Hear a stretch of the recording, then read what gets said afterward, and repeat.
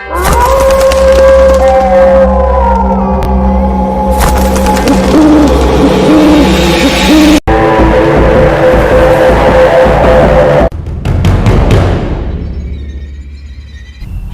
देख रहे हैं गौरव हॉरर स्टोरी गौरव के साथ। दोस्तों, अगर चैनल पर नए हो तो चैनल को सब्सक्राइब कर देना। चलो चलते हैं अपनी कहानी की ओर। आज की कहानी है करण पिशाचिनी की।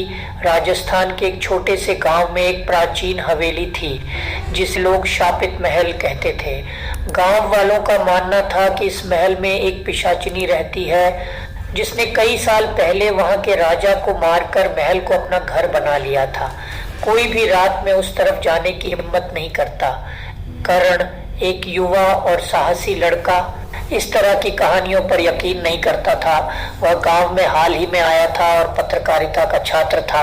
अपने प्रोजेक्ट के लिए वह शापित महल की रहस्यमय कहानी की सच्चाई जानने के लिए वहां जाने की ठानता है। एक ठंडी और अंधेरी रात को करण अपने कैमरे और टॉर्च के साथ हवेली में घुसता है। हवेली के अंदर का माहौल खौफनाक था। दीवारें जर्जर, फर्श पर धूल और हर कोने से अजीब आवाजें आ रही थीं। करण जैसे ही हवेली के मुख्य कक्ष में पहुंचता है उसे एक पुरानी पेंटिंग नजर आती है।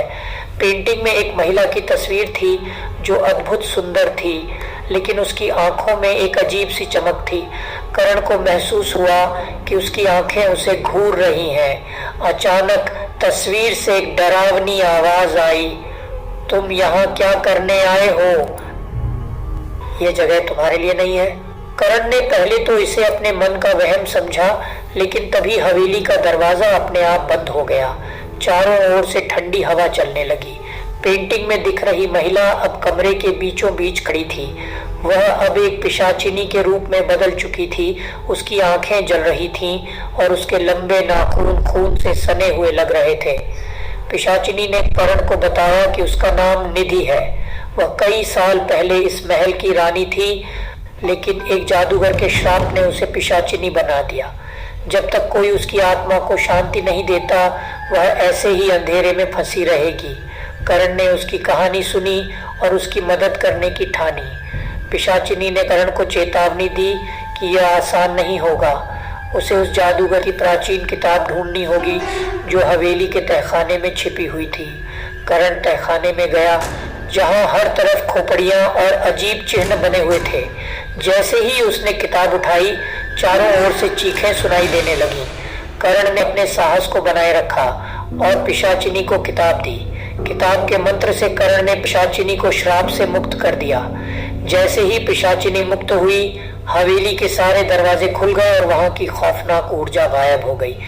निधि की आत्मा ने करण को धन्यवाद दिया और कहा, तुमने मुझे अंधेरे से आजाद किया।